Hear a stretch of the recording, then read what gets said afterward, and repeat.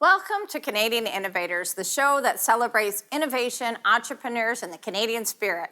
I'm Jocelyn Bamford, and every week we introduce a new entrepreneur or expert on the economy to tell their stories and unpack the challenges of keeping jobs in Canada, as well as to discuss the potential solutions for job growth and prosperity. Today, the issue that everyone is talking about, the challenges of the supply chain, empty shelves, and the truckers' ride for freedom to protest mandatory vaccines for truckers entering into Canada. What impact will this have on business and Canadians? What has begun as a grassroots movement has resulted in over $6 million being raised and 50,000 trucks and their supporters making their way to Ottawa in a protest not only about vaccines mandate, but also, they say, as a protest to government overreach. The federal government claims that while the vast majority of cross-border truckers have had the necessary vaccines and their mandate will have little impact on the trucker shortages, industry groups estimate as many as 12,000 to 16,000 unvaccinated Canadian drivers could be pulled off the road because of this policy. What the federal government does not take into account is that many U.S. companies arrange their own shipping to Canadians who are producing parts for them. Our own company has had product on the floor for over a week because our U.S. customer cannot find drivers due to the vaccine mandate. This is definitely having an effect on supply chain. Joining us to discuss this today and back for a return engagement is a friend of the program, author of the new book, The 40 Ways of the Fox, an innovator not only in business but in sports, Ron Foxcroft, President and Chief Executive Officer of Fox 40 and Fluke Transport. Please welcome back to the program one of my favorite guests, Ron. Thank you for joining us. And I'm going to add to that list. You just saved somebody's life with a Fox 40 whistle, and we're going to talk about that at the end of the program. So welcome back. It's great to have you. Ron, the federal government is saying that there's nothing to see here when every day we see pictures of empty shelves. So what's going on with our supply chain? Can you let us know what some of the challenges are? Well, one of the things, Jocelyn, it's beyond the border regulation, where you have to be double vaccinated to the across the border. Now, I want to tell you, we at Fluke Transport, we're vaccinated. We believe in vaccines, and we know that there's a fine balance between keeping Canada safe and moving the supply chain. We appreciate that, and we respect that the trucking industry right now are frustrated. But I think it's a bigger picture than that, Jocelyn. I think what this is, it's tensions rising since we've been in a pandemic. We've been in COVID for 22 months. So I really think it's frustrations, it's tensions, it's all of the above that it's just boiled over. The regulation for crossing the border, one of the big problems is the timing. It's the timing. In Canada, we have a big challenge operating trucking companies and moving the supply chain and moving freight in a wintertime. We have what's called snow, bad weather, and highways that are sometimes very difficult to pass. So this regulation, the timing has made it very, very difficult. Now, there are some empty shelves in specific fruit and vegetables coming up from the United States, creating depleted inventories, but even equal to that problem, costs that are going through the roof.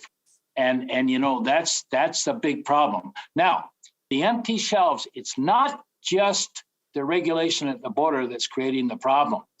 In our first lockdown, manufacturers of raw materials were shut down. They couldn't work. So they depleted their inventory. They depleted their warehouse. When the lockdown was lifted, now there's no inventory, there's no product, a greater demand.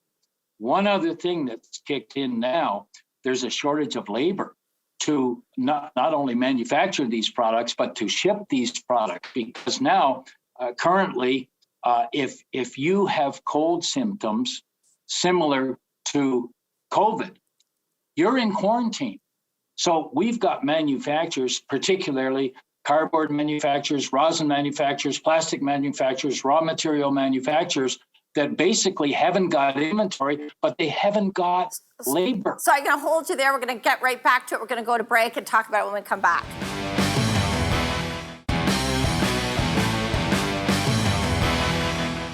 And we're back. I'm talking to Ron Foxcroft from Fox 40 and Fluke Transport. Ron, before we went to the break, you were talking about costs going up.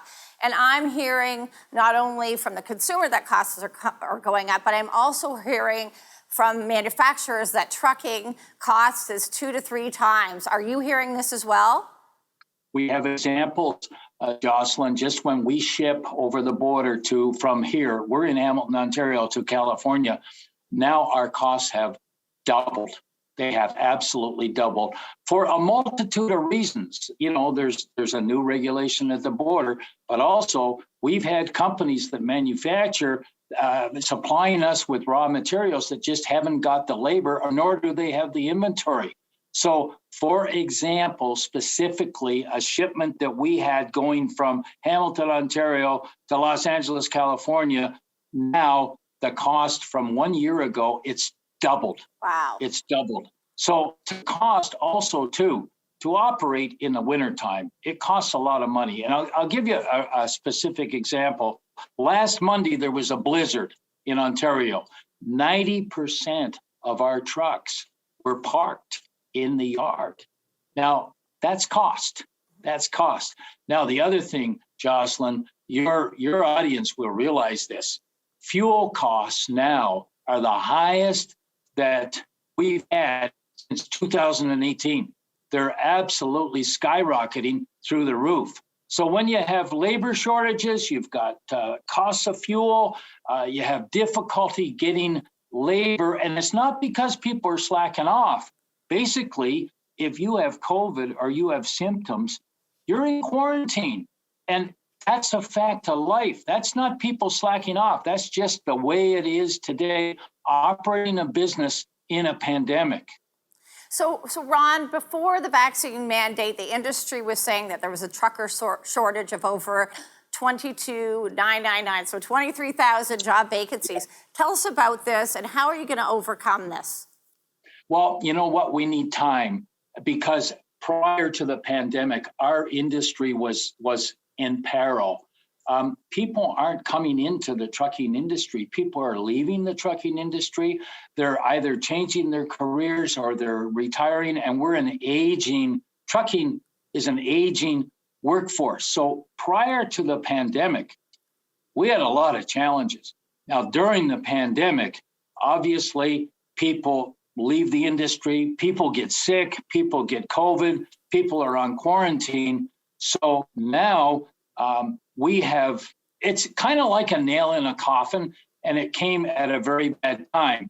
Now, when they put the regulation in, and as I say, I respect, we got to keep Canada safe, but we also have to keep the supply chain going, and to implement the regulation in the wintertime, it's a really tough challenge. The other thing, there's a convoy now, and I understand the frustration and I understand the tensions, but if they go to Ottawa and get what they want, which is the regulation lifted, it really doesn't help, because the United States have to do the same thing. So I mean, you know, it's a two-sided sword here. Go to Ottawa, get what you want, maybe. So what I say is, you know what? Just pause this regulation in Canada and the United States. Just pause it. Move it until the spring. Give the trucking industry an opportunity to adjust. We've had 2 drivers that were not vaccinated that have softened their position and got vaccinated since the regulation went in place on the 15th and 22nd of January. So Ron, help me understand. For 2 years, we haven't had a vaccine mandate, and we've been able to operate safely. What's changed now that we're seeing kind of the end in sight? Does that make any sense to you? No, and I'll tell you what else doesn't make any sense. We're not COVID spreaders. Our trucks, they're our home, and they're our office. And we operate safe. We wear a mask. And if we get out of the truck, we respect distance, keep social distance. So the last industry on this planet that would be considered to be a COVID spreader is the trucking industry. So we're not COVID spreaders. Yeah, absolutely. And we're going to have to see, great points. We need to see some coordination between the U.S. and Canada in policy, because we need to have the seamless trucking. So we're going to take a break, and we're going to get right back to it on the other side. You're watching Canadian Innovators.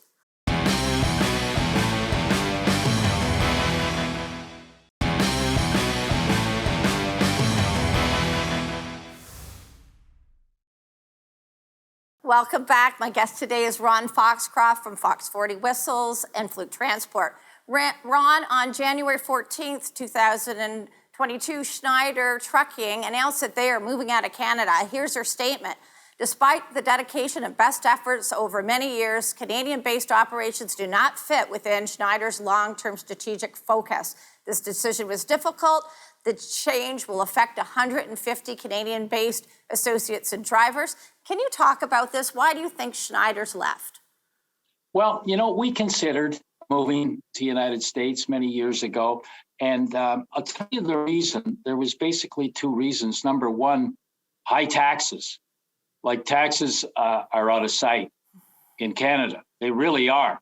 We just had a fiscal year end. And in January, my CFO always comes to me and tells me how much tax we're going to have to pay.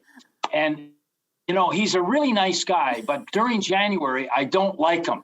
Normally, he's a good guy, and he's a Hamilton Tiger Cat fan, so I like the guy. But he comes to me and he says, this is the amount of tax we have to pay.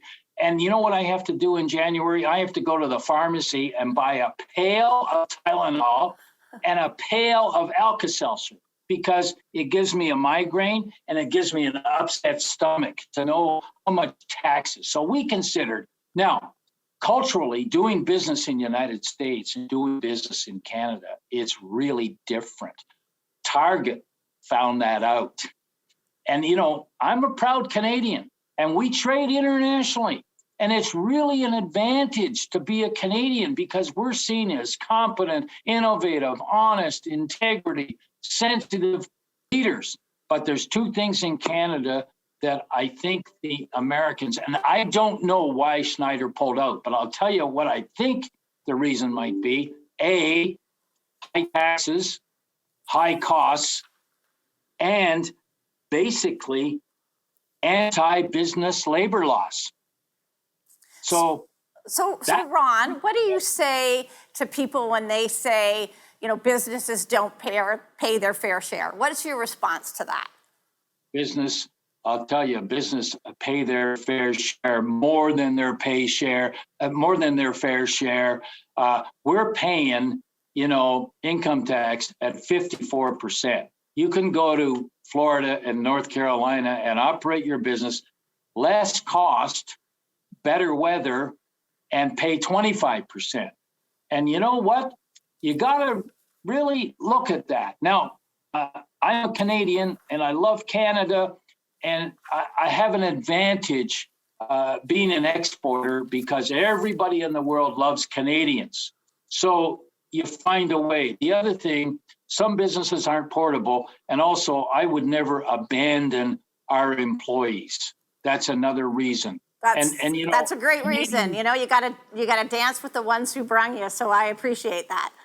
Exactly. And Canadians are wonderful people, respected everywhere around the world. So Ron, Rex Murphy wrote a piece in the National Post, and he argued that truckers are the proxy protest for a lot of angry Canadians. Do you believe that the truckers' protest is about more than the mandate? No question. It's all about the tension that's been created by operating for 22 months in a pandemic with COVID, and we're looking for somebody to blame. And you know what? Let's face it, it's pretty easy to throw rocks at the government and blame them. But rather than that, I would rather look for solutions. You know, years ago, there was a lot more respect. You know, right now, there's a terrible erosion of respect and compromise. 20 years ago, before vicious social media and political partisanship is damaging our country because everybody on every other party disagrees with everything that's said by each party. So years ago, this truckers' protest may not have happened. You know, you've heard the term, what's said in the locker room stays in the locker room. The trucking industry would have got together with the government. They would have worked it out in the locker room and come out and compromise. But today, society, there's an erosion of respect and compromise. It's terrible. Absolutely. We need to get back to finding solutions so that we can have prosperity and jobs in this country. So after the break, Ron, we're going to put you in the hot seat. You're going to be the Prime Minister and fix this. We'll take a break. We'll be back on Canadian Innovators.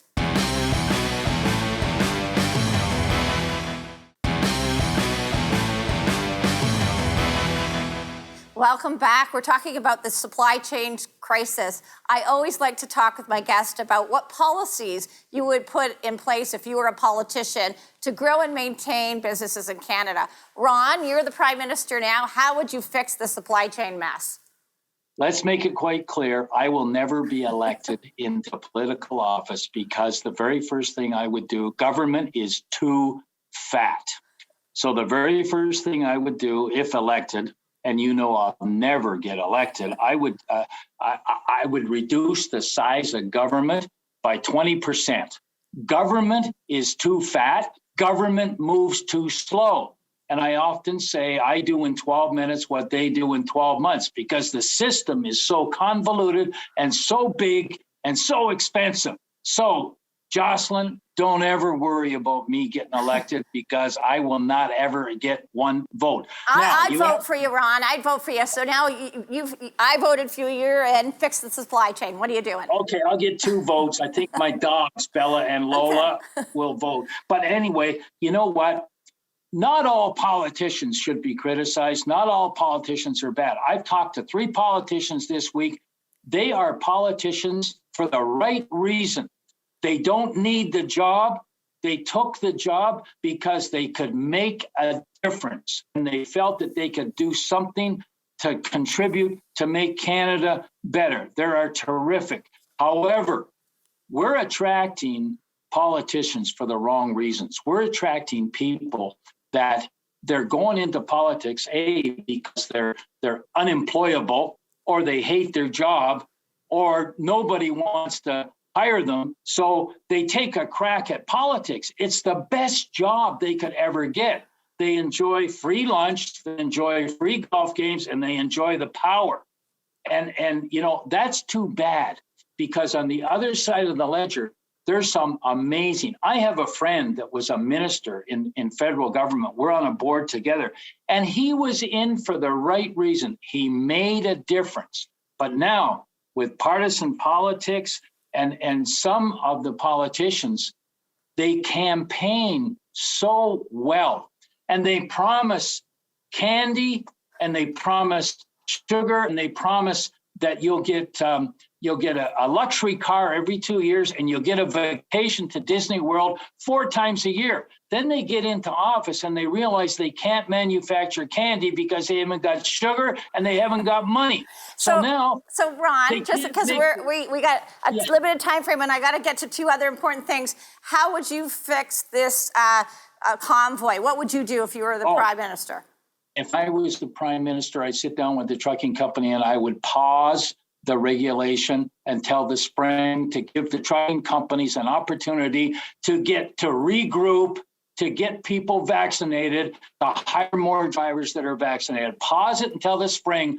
You know, this regulation in the wintertime, it's almost impossible, and it's like a nail into a coffin. Pause it until the spring. I agree 100%. So we're going to pivot because I want to talk about the innovation with the Fox 40 whistle. You had 2 great innovative situations that happened. One, you're scaring off wolves 2-year saving skiers. Talk about this.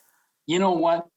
Coyotes get scared with the sound of the Fox 40 whistle, either the Fox 40 Classic or the Fox 40 electronic whistle. And in Burlington, there's coyotes all over the place. We have to cohabitate with coyotes. So Burlington just bought a whole ton of Fox 40 whistles. They're giving them out. The coyotes are even coming into the downtown of Burlington. So one of the counselors there, Lisa Kearns, got a hold of us and said, look, we need these Fox 40 whistles. We went out and she's giving them out to all the constituents, and it's working. Awesome. So all we're saying, get out there and carry your Fox 40 when you're out with your dogs going for a walk. I will do that now. You got 30 seconds. Tell us about how you saved a skier. Just got a call from the Whistler Ski Patrol today. John at Whistler. A skier went out of bounds. They lost him. It was becoming dark. And about a mile away, they heard the faint sound of a Fox 40 because you can hear it a mile away. They found the skier lodged in a tree. They saved his life because they heard the sound of a Fox 40. Amazing. Great story. It does my heart good, Ron, when I hear that. It's just a great story. But unfortunately, that's all the time we have today. Thanks to my guest, Ron Foxcroft, CEO of Fox 40 and Fluke Transport. I'm Jocelyn Bamford. You're watching Canadian Innovators.